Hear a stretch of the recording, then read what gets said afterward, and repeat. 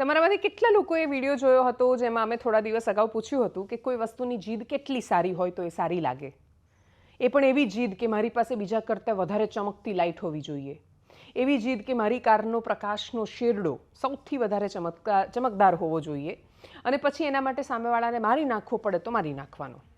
તો હવે આ જીદ કરનારાઓ પર, આ કલર કરનારાઓ પર ખૂબ મોટી તવાઈ આવવાની છે, કેમ કે બસ બહુ થયું. અત્યાર સુધી ગાડીઓમાં જેટલી પણ અનઓથોરાઇઝ સફેદ એલઈડી લાઇટ્સ વાપરવી હતી એ વાપરી લીધી, રોડ પર નીકળીને સામેવાળાની આંખો જેટલી આંજવી હતી એ આંજી લીધી, પણ હવે રસ્તા પર આ ખોટા કલર કરવાના બંધ કરી દેજો, કેમ કે ડાયરેક્ટ ગાંધીનગરથી વાહન વ્યવહાર કમિશનરની કચેરીએ લાલ આંખ કરી છે અને આજથી જ એક કડક પરિપત્ર જાહેર કર્યો છે.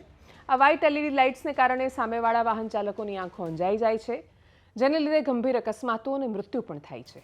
પ્રોબ્લેમ ખાલી લાઇટનો નથી, પ્રોબ્લેમ છે બેફામ મોડિફિકેશનનો. લોકો જે રીતે વધારેમાં વધારે લાઇટવાળી સફેદ એલઈડી લગાવીને ફરે છે, એ સામેવાળાને ઉડાવી દેવા કે પછી આંધળો બનાવી દેવા માટે પ્લાન કરતા હોય એવી લાગે છે. અને હવે આવી લાઇટ્સવાળાને આંખે પણ અંધારા આવવાના છે. આ પરિપત્ર મુજબ હવે ખાલી રોડ પર ચેકિંગ નહીં થાય, પણ સઘન એન્ફોર્સમેન્ટ થશે. એટલું જ નહીં, જે ડીલર્સ આવી ગેરકાયદેસર લાઇટ્સ ફિટ કરી આપે છે એમનું પણ ચેકિંગ થશે. અને જો પકડાયા તો તૈયાર રહેજો મોટા દંડ માટે. અને પછી તમારી ગાડીમાં આફ્ટર માર્કેટ સફેદ લાઇટ છે તો હવે ભલામણ પણ નહીં ચાલે, સીધો દંડ અને કડક કાર્યવાહી. એક વખત ફરી આપ સૌને આ સફેદ લાઇટના કારણે થતા ગંભીર અકસ્માતોના આંકડા સંભળાવી દઈએ. સરકારી ડેટા કહે છે કે ભારતમાં દર વર્ષે 2 લાખથી વધારે અકસ્માત ખાલી રાતના સમયે આવી હાઈ બીમવાળી લાઇટ્સના કારણે થાય છે.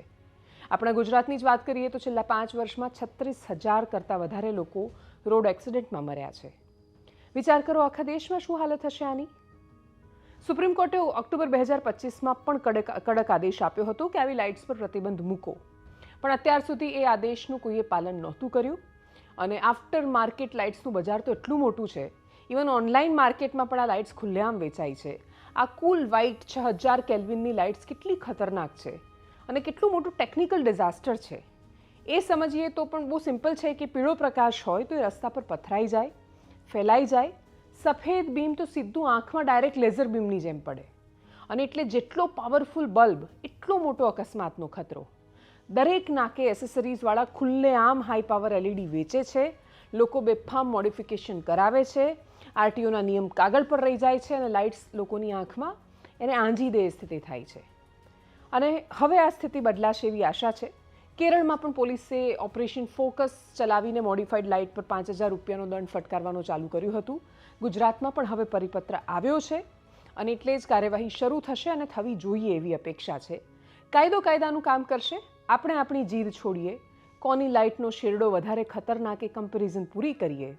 નહીતર સફેદ લાઇટ્સ થઈને યમરાજ જ રસ્તા પર ફરે છે, એ ફરતા રહેશે. એક દિવસ આપણી આંખ પણ અંજાઈ જાય અને પછી અકસ્માત થાય તો શું કરીશું? નમસ્કાર.